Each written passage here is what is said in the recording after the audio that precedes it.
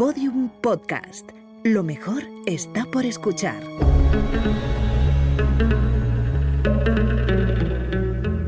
Dentro de la pirámide, con Nacho Ares, en Podium Podcast.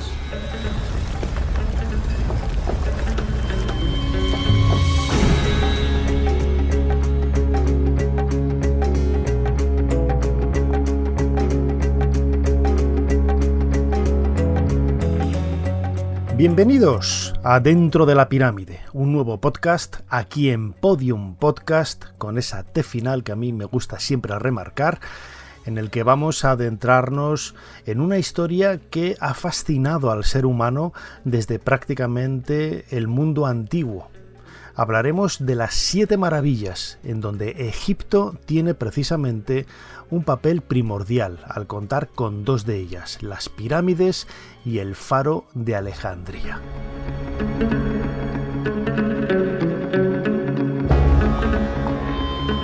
Hoy tendremos el último episodio de esta 4ª temporada. Una temporada en la que hemos abordado temas absolutamente increíbles. Especialmente muchos de ellos hemos hecho hincapié en ese centenario del descubrimiento de la tumba de Tutankamón. Hemos hablado también de la Gran Pirámide, con esos sensacionales descubrimientos relacionados con cámaras ocultas o cámaras secretas. Hemos hablado de reyes, hemos hablado de monumentos, hemos hablado de cultura en realidad vinculada siempre con ese común denominador a las maravillas del Egipto faraónico, no tanto a las maravillas de ese mundo antiguo como vamos a hacer ahora referencia, sino también todos esos secretos y anhelos que la egiptomanía y nosotros como egiptolocos siempre nos ha gustado recordar. Precisamente hay diferentes plataformas de podcast, sobre todo la aplicación de Podium Podcast, en donde vais a poder escuchar todos los episodios emitidos, todos los programas de Dentro de la Pirámide y sobre todo recordad también ese canal de YouTube Dentro de la Pirámide, en donde todos los domingos, por ejemplo, a las 8 de la tarde tenemos un nuevo vídeo en el que podéis participar por medio del chat a las 8 de la tarde, hora de Madrid, hora de la península, y también lo podréis hacer a través de otras referencias que como siempre, suscribíos al canal, suscribíos al podcast de Dentro de la Pirámide y cada uno de vosotros será un nuevo bloque en esa construcción maravillosa de enigmas, de historia, de fantasía también, de imaginación, de diversión en definitiva, identificada, señalada con el Antiguo Egipto. Comenzamos.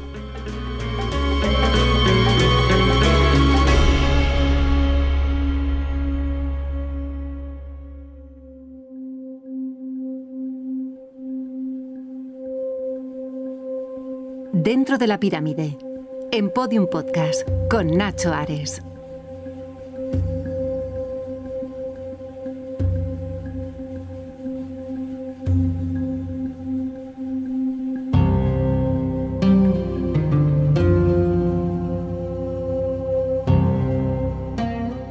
Decir Egipto es decir maravilla, decir descubrimientos, decir emoción.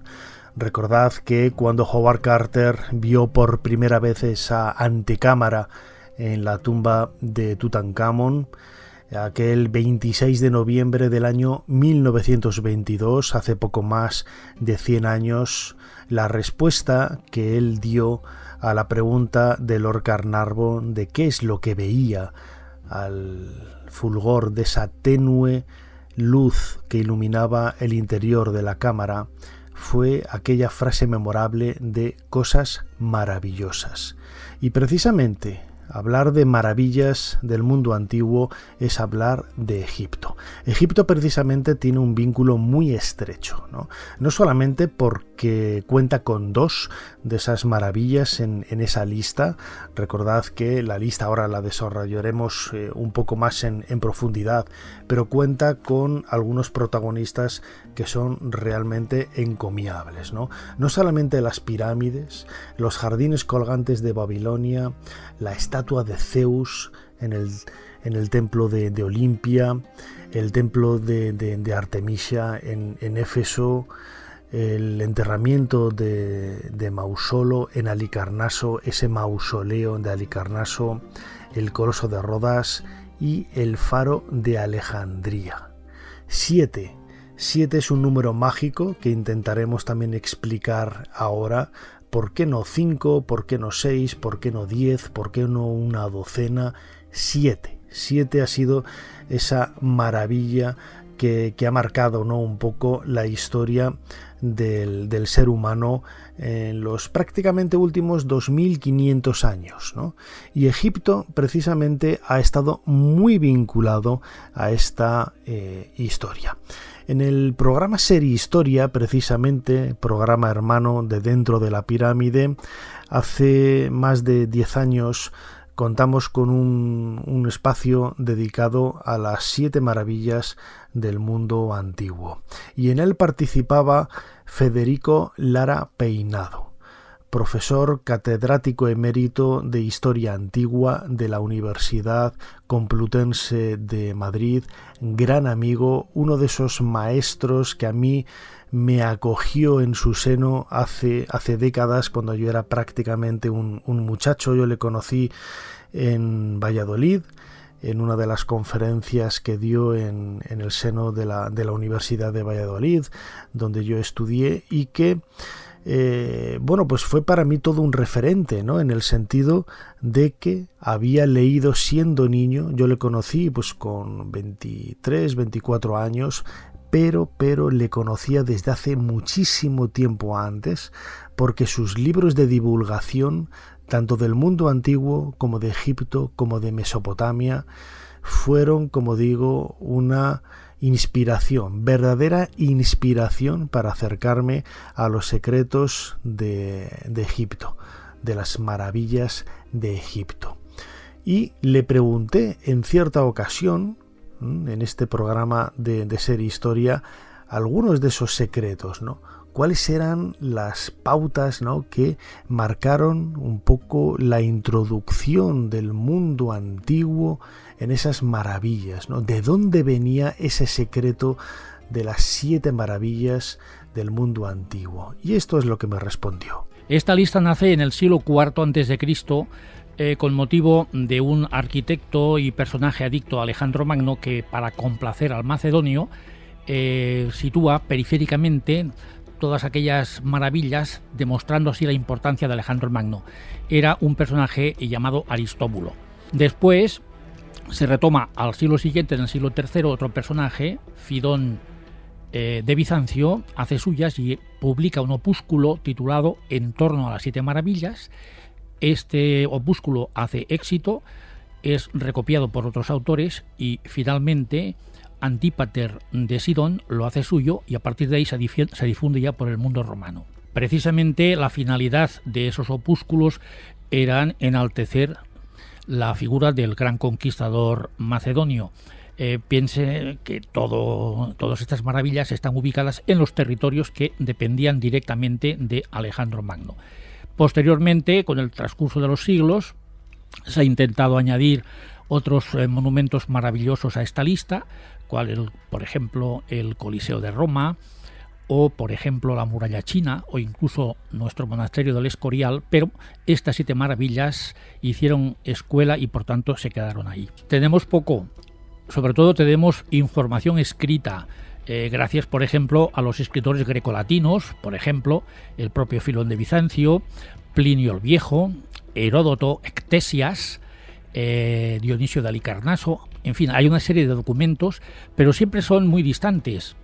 Lo mismo cabe decir de la representación en monedas, en vasos, en objetos de cerámica. Por tanto, todo es más como deferencia hacia lo que fue, algo que enaltecía al ser humano, pero de hecho residuos tenemos muy pocos. Piénsese que en el Museo Británico hay unos cuantos restos del mausoleo de Halicarnaso, que también una operación de estas fantasmales de los diplomáticos británicos lograron llevar allí pues restos de este edificio, porque de esas 7 maravillas, como antes apuntabas, tan solo una queda en pie. A las pirámides de las demás no tenemos prácticamente información.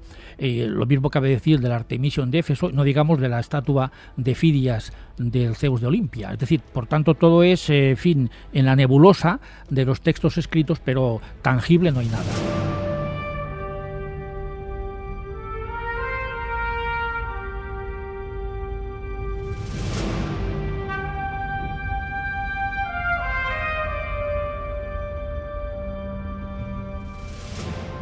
Precisamente es llamativo, ¿no?, que de esas 7 maravillas del mundo antiguo no quede prácticamente nada. El recuerdo que tenemos hoy de ellas viene en gran parte de los textos antiguos con los que podemos reconstruir la historia, no solamente de estos pueblos, sino sobre todo de la imaginación, de la fantasía, del recuerdo que el ser humano ha proyectado sobre cómo debieron de ser esas maravillas que cautivaron al ser humano y a los descendientes de Alejandro.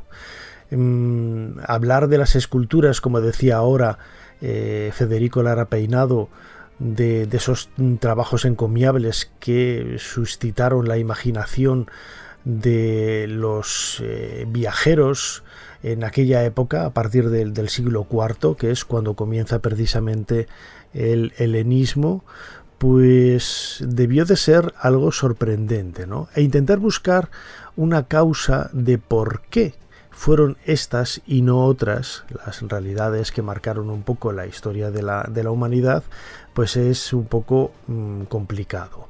El número 7, precisamente, siempre ha estado vinculado a la magia. Es un número que tiene incluso en la actualidad referentes que intentan explicar, ¿no?, un poco el significado de nuestra realidad, ¿no? Vamos a escuchar, ¿no?, una vez más en la voz de Federico Lara Peinado cuál es la razón por la que fueron 7 y no 10 o 12 o 20 las maravillas, ¿no? Cuando hablamos de listados, no solamente de las cosas más maravillosas, sino también queremos hacer un listado de las cosas sorprendentes, quizás hablamos de 10, hablamos de 20, ¿no? Los 10 referentes más importantes que marcan un poco ese imaginario colectivo. Pero ¿por qué el 7?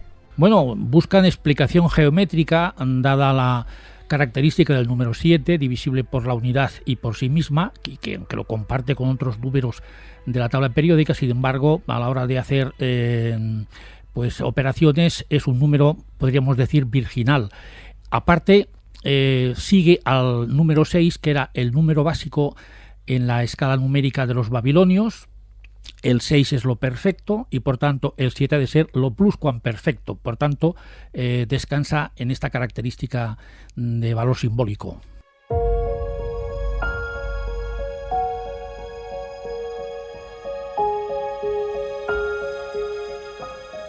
Dentro de la pirámide, un viaje a los secretos del Egipto faraónico, con Nacho Ares, en Podium Podcast.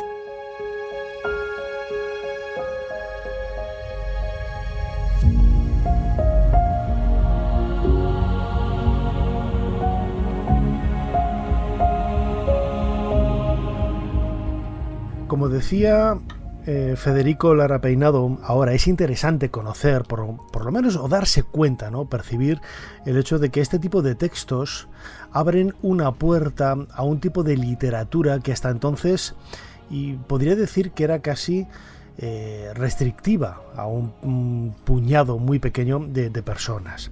Es decir, este tipo de textos en donde se habla de las maravillas, al igual que la obra de Heródoto, que es una referencia histórica, periodística, de lo que está sucediendo en lugares, pero no solamente describe lo que está sucediendo, sino lo que puedes descubrir, ¿no?, desde el punto de vista del ser humano. Esto nos permite conocer lo que podemos ver en otros lugares del mundo, en este caso del Mediterráneo oriental. La descripción de estas maravillas, es decir, lo que es digno de ver, lo que es digno de verse cuando tú viajas a un sitio, abre una nueva perspectiva a lugares, a espacios, a geografías que van más allá de la simple mención de aspectos religiosos, que siempre es lo que habían caracterizado a los elementos humanos de un lugar determinado. Es decir, desde un punto de vista antropológico nos permite ver, me atrevería a decir que añade ese elemento de ocio, entre comillas, tan común ahora, por ejemplo, en las descripciones de los lugares cuando se habla, ¿no?, de ellos en revistas, en plataformas digitales, en redes sociales, etc.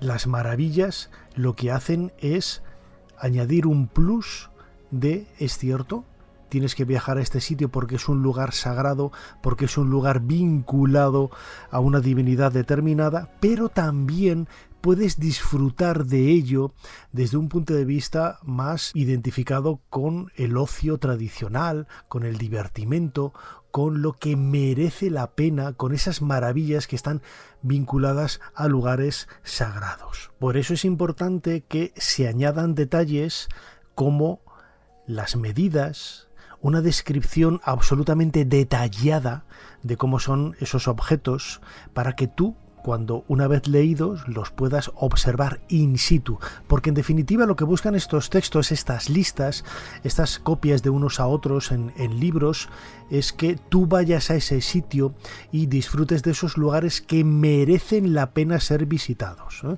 Recordad que en esta época, en el mundo clásico, pues a partir del siglo V, IV, III antes de nuestra era, unos autores se copiaban a otros, y esto no significaba que tú estuvieras plagiando, sino que lo que demostraba es que eras conocedor de esos textos que eran mucho más antiguos y que tú habías copiado, aunque no citaras la fuente. No pasaba nada si no citabas la fuente, porque el simple hecho de estar copiando de una fuente más antigua lo que te hacía era garante y conocedor de una sabiduría ancestral. Y ahí la importancia que tiene el que este tipo de textos pues vayan copiando unos a otros, ¿no?, y añadan detalles en ocasiones originales, singulares, que no aparecen en fuentes más antiguas, lo que también le da un plus de un valor extraordinario, en definitiva, a esta literatura, en este caso relacionada con las maravillas del mundo antiguo.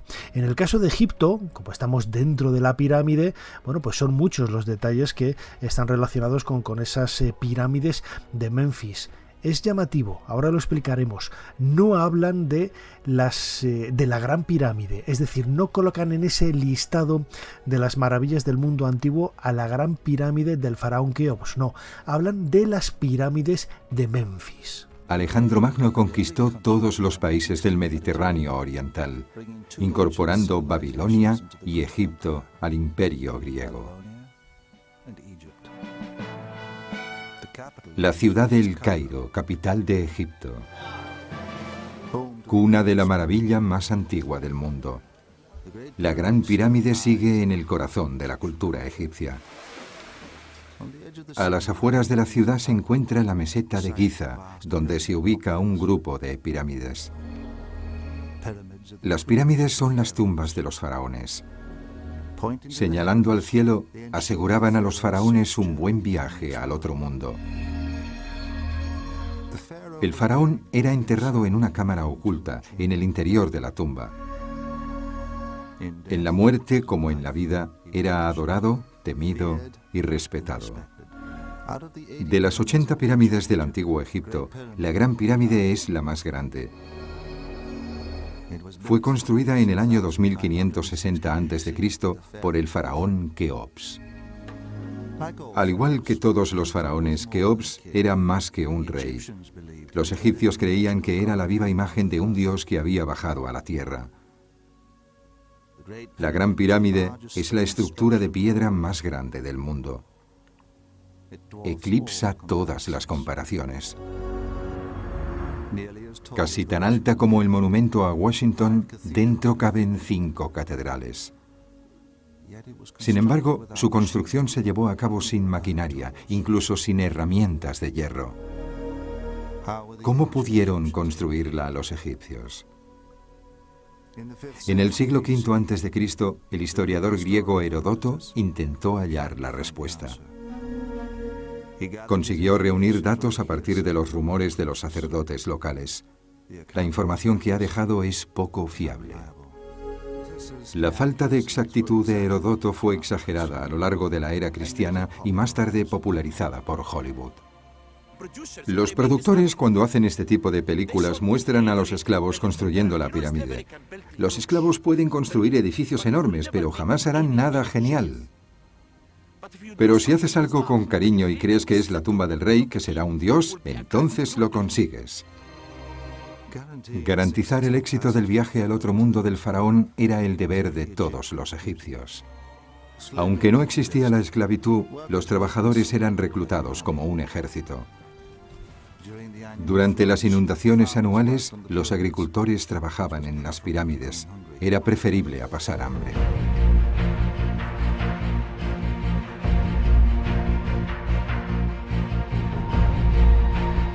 Dentro de la pirámide, con Nacho Ares, en Podium Podcast.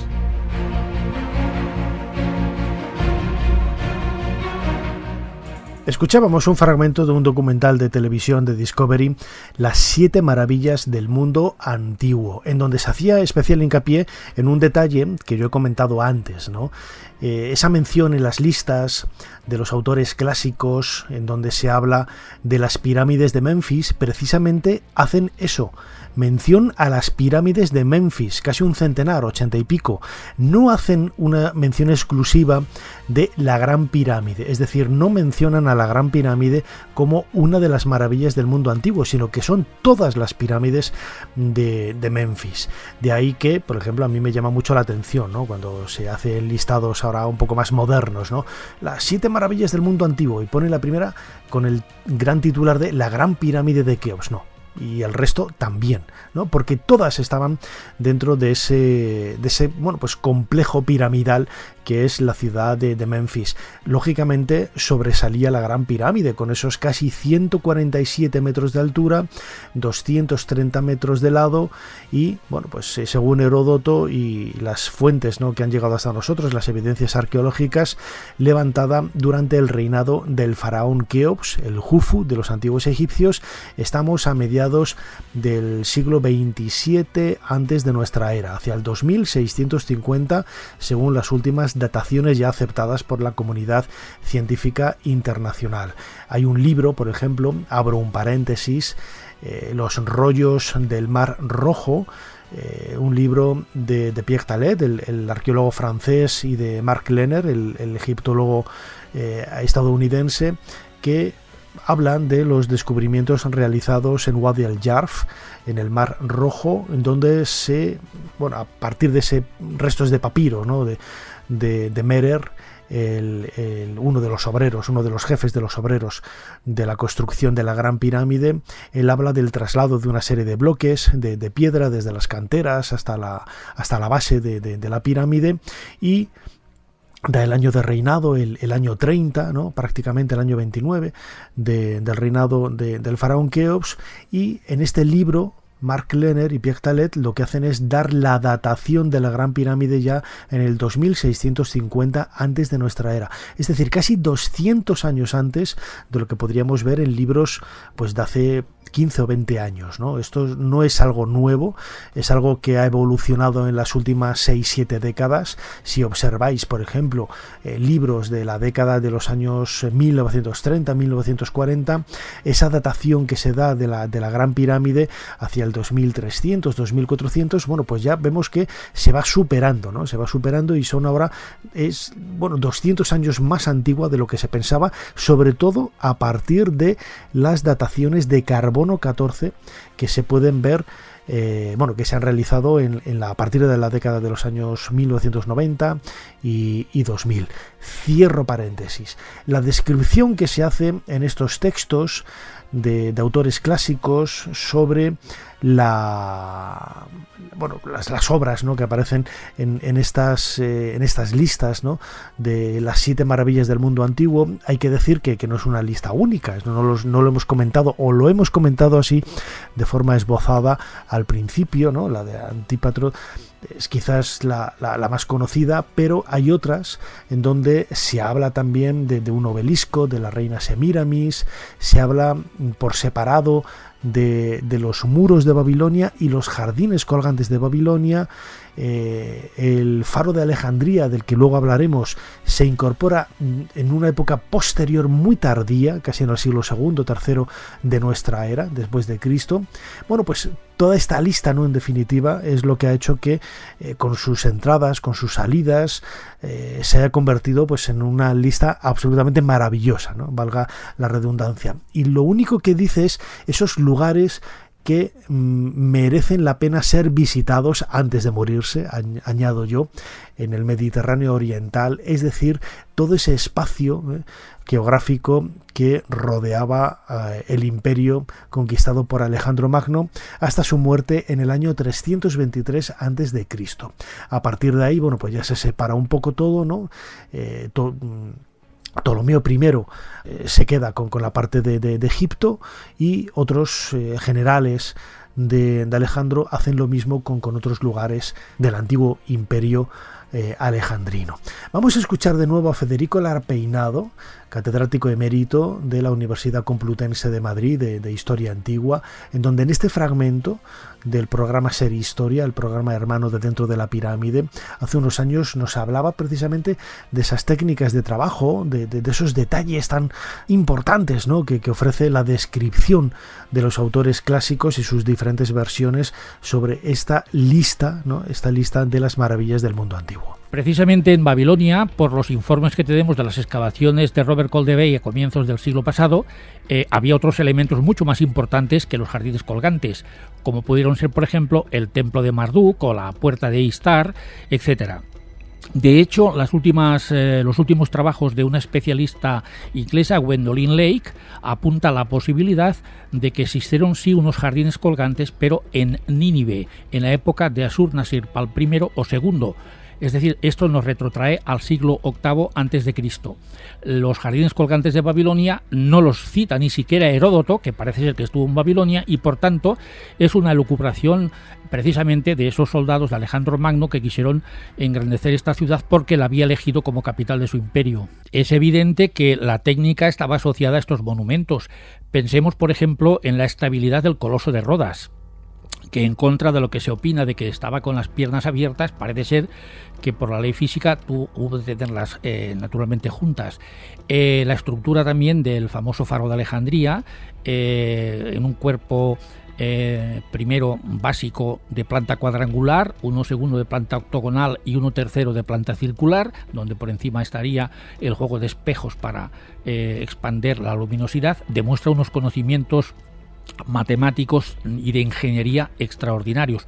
Lo mismo cabe decir de sus supuestos jardines colgantes de Babilonia, puesto que tenían unas bóvedas de sustentación, si es que estuvieron así, sobre los que había una serie de planchas de plomo, de otros distintos metales, encima la tierra fértil para la plantación de los árboles y de otras especies exóticas, y por tanto esto significaba un conocimiento también de la hidráulica, porque se precisaba la elevación de agua del río Éufrates al nivel de estas plantas. Por tanto, los conocimientos técnicos estaban, no digamos también, por ejemplo, del famoso templo, el Artemision, que hubo de construirse 2 veces debido pues a una serie de destrucciones y terremotos, etcétera. Es decir, el nivel técnico era indiscutiblemente elevadísimo. Hay una imprecisión evidente, y yo creo que las pirámides de Egipto, al ser seleccionadas como la primera maravilla de la antigüedad, en la mente de Aristóbulos, que fue el que confeccionó el primer listado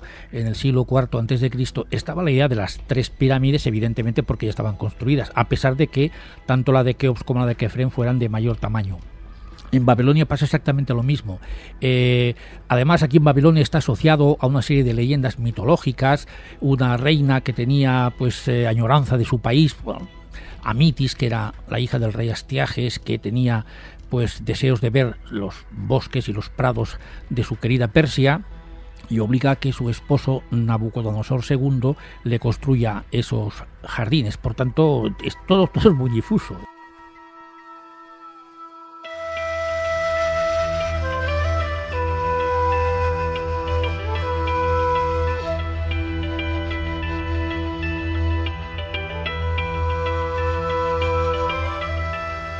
Lo decía antes, ¿no? Dentro de esa lista de las 7 maravillas del mundo antiguo, la última en incorporarse fue el Faro de Alejandría, que lo hizo varios siglos después del nacimiento de Cristo. Hoy en la actualidad el faro está perdido, está reencontrado, como luego escucharemos, debajo de las aguas de la bahía de Alejandría, pero no deja de ser quizás uno de esos referentes más importantes en la historia de la humanidad, sobre todo porque es cierto que no conservamos sobre las aguas, ¿no?, a simple vista el aspecto que debió de tener en origen, pero las descripciones que han llegado hasta nosotros son bastante detalladas, ¿no? Y sobre todo conservamos numerosas monedas en donde se puede ver el aspecto físico que tenía el faro, que debió de venirse abajo, ¿no?, en algún momento después de los muchos terremotos que sufrió ya en la antigüedad, a partir del siglo X de la era cristiana, de nuestra era, cuando esta torre levantada por Ptolomeo I en el siglo IV, a la muerte de Alejandro Magno en el 323, Ptolomeo I, uno de sus generales, toma el poder, como decía antes, y le sucede su hijo, Ptolomeo II, que es quien finaliza la torre. Una torre seguramente de unos 100 o 120 metros, dependiendo un poco de las descripciones y del caso que podemos hacer a la exageración quizás también de estos autores, y que era utilizada como luz para guiar a los barcos que se aproximaban a las costas egipcias. Hay que pensar que Alejandría, ya en este siglo, en el siglo IV antes de nuestra era, era una de las ciudades, por no decir la ciudad más importante del mundo antiguo. Lo hemos comentado en otros podcasts en muchísimas ocasiones, ¿no? Hasta entonces había sido Atenas, la Atenas de Pericles, la Atenas de los grandes filósofos, la ciudad más importante, el núcleo cultural de aquella época, pero de pronto Alejandría, quizás por ser un punto de conexión entre Oriente y Occidente, tomó el papel de Alejandría, y esto es lo que convirtió Egipto en una de las metas más importantes de todo tipo de sabios, de todo tipo de mercaderes, de todo tipo de santos, incluso, ¿no? San Marcos dice la tradición que estuvo evangelizando en Egipto después de la muerte de Cristo, y él pasa por ser, San Marcos, el fundador de la Iglesia Ortodoxa alejandrina.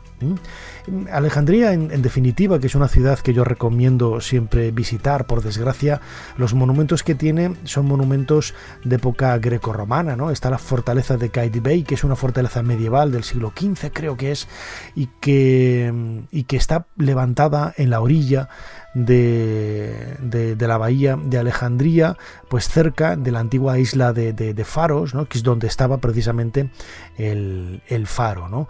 Están también las catacumbas de Kom el Sofaka, uno de los enterramientos romanos más importantes.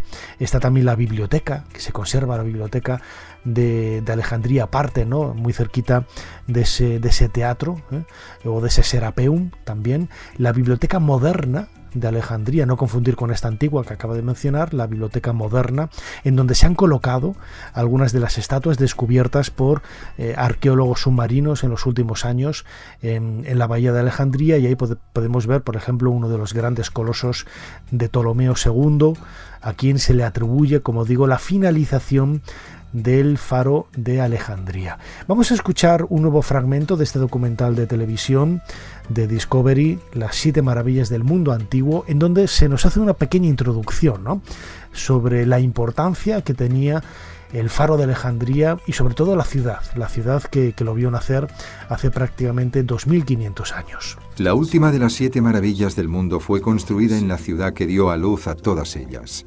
Alejandría. La ciudad fue la primera metrópolis del mundo y su maravilla del mundo, el primer rascacielos. Conocida como el Faro, era una torre de iluminación que medía más de 120 metros de altura. Desde el siglo VII a.C. se habían ido construyendo faros por todo el Mediterráneo. Pero el faro era algo más que eso. Tenía otra función. En este caso, es una torre que expresa el poder, el control y el prestigio de la dinastía tolemaica, los reyes de Egipto en ese momento. Alejandría fue la primera megaciudad. Se construían palacios junto a palacios, pero el faro siguió superando a todo. Sin embargo, hay otro aspecto en el que Alejandría gana algún punto, mejor dicho, varios, sobre cualquier otra ciudad del mundo. Construido durante el reinado de Ptolomeo II, el faro anunciaba al mundo la grandeza de Alejandría. Diseñado por el arquitecto Sóstrato de Cnido, tardó 12 años en ser construido. En la parte superior había un gran horno siempre encendido. Proyectaba su luz dorada 50 millas mar adentro. Algunos documentos mencionan extraordinarios espejos que reflejaban la luz del sol y eran utilizados para quemar los barcos enemigos en el mar. El faro fue construido en 3 partes. En la base se situó una torre cuadrada de 70 metros de altura. La segunda sección era octogonal y encima de ella estaba el equipo de iluminación. Se cree que en el interior había una rampa en espiral por donde los burros subían las cargas de combustible. Sabemos que había rampas en el interior y que los burros, por ejemplo, podían subir hasta lo alto de estas rampas con la carga. Pero cómo funcionaba exactamente sigue siendo un interrogante.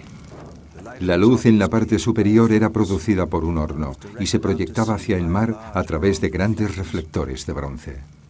Uno de los problemas de un faro, sobre todo en un lugar como Egipto, relativamente pobre en árboles y madera, era el material utilizado para alimentar el fuego. Alejandría era el puerto más grande del mundo griego y probablemente la ciudad tenía acceso a muchas materias primas. Se han sugerido diversos combustibles que van desde la madera y el aceite a las grasas y resinas de los árboles. El faro fue construido de bloques sólidos de granito y piedra caliza. A diferencia de los altos edificios de la actualidad, sus paredes tenían que soportar todo el peso de la mampostería de encima.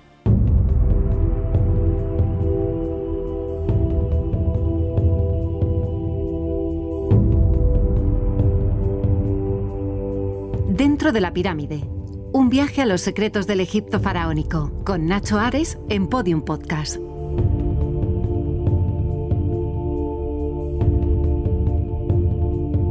El faro fue redescubierto en los años 90 del siglo pasado, en la década de 1990, por Yaniv Semperer, un arqueólogo subacuático francés, que después de muchos años de trabajo y de estudio, siguiendo también las pistas de muchos de los propios indígenas, ¿no? Me atrevería a decir, los alejandrinos que trabajando durante años en la bahía, pescadores que solían sumergirse en las aguas de Alejandría, habían visto en los fondos marinos, no a mucha distancia, apenas unos pocos metros, restos de columnas, restos de relieves, restos de puertas y sobre todo restos de estatuas que quizás era lo que más sobrecogía, ¿no? Y lo que más atemorizaba a muchos de estos alejandrinos, ¿no? Hay que pensar que la religión musulmana y estas personas son muy supersticiosas, ¿no? con todo este tipo de hallazgos, y enseguida lo relacionan con los afrit, esos cuidadores de los lugares sagrados ancestrales de los faraones, con esos jinas, etcétera, etcétera, etcétera, ¿no? Yaniv Semperer comenzó la excavación y es cierto que pudieron sacar algunos de los bloques de piedra. Lógicamente la mayor parte del faro de Alejandría permanece bajo las aguas de la propia ciudad de Alejandría, ¿no? La arqueología subacuática es una de las técnicas más costosas que se llevan a cabo. No solamente es muy difícil de trabajar debajo del agua, sino que los equipos, todo el material que hay que utilizar, porque hay que drenar arena en ocasiones para poder mover algunos de los objetos. Todo ello implica la necesidad de una embarcación o varias embarcaciones que se toman como punto de trabajo, a partir de los cuales se puede realizar, como digo, esas tareas de arqueología subacuática. Es muy cara, y de ahí, por ejemplo, que Jean-Yves Saint-Péguègue ha publicado absolutamente todo lo que ha sacado. Tiene varios libros que son extraordinarios, además de las publicaciones científicas en artículos. Tiene revistas y sobre todo libros de divulgación que son realmente, como digo, extraordinarios. Y en este nuevo fragmento de las 7 maravillas del mundo antiguo, este documental de Discovery, vamos a escuchar al propio Jean-Yves Saint-Péguègue contándonos un poco, ¿no?, la historia de ese descubrimiento y la importancia que ha tenido, en definitiva, para recuperar la memoria de esas 7 maravillas del mundo antiguo, y en este caso de la 7ª maravilla del mundo antiguo, el Faro de Alejandría.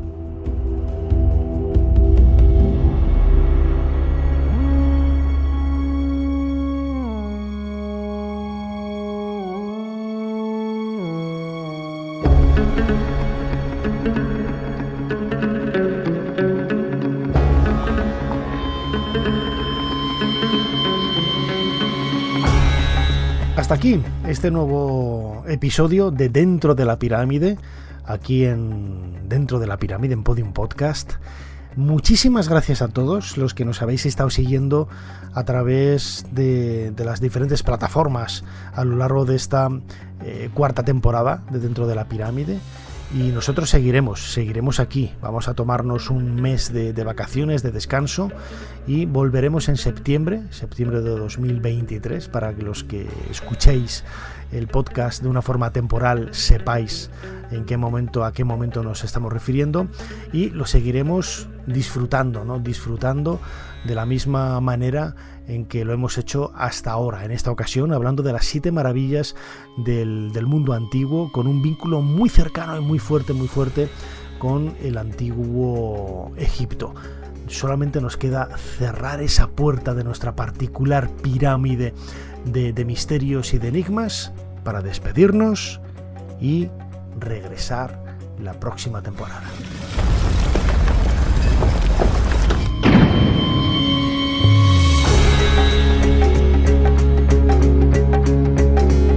Lo dicho, ya está colocado este último bloque de esta última temporada de Dentro de la Pirámide, aquí en Podium Podcast.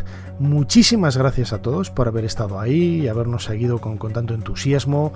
Hemos crecido muchísimo a lo largo de los últimos meses. También ha habido noticias, ¿no? Y ha habido temas que hemos tratado que han hecho que el podcast, de una forma natural, pudiera seguir creciendo, ¿no? Y así lo vamos a intentar hacer. Nos vamos ahora mismo a Egipto, y allí vamos a traer un montón de temas y un montón de charlas y entrevistas, seguro, para seguir aquí esta próxima temporada, ya la 5ª, en Podium Podcast de Dentro de la Pirámide. Nos seguimos escuchando aquí dentro de poco, Dentro de la Pirámide. Hasta pronto. Dentro de la Pirámide, con Nacho Ares, en Podium Podcast.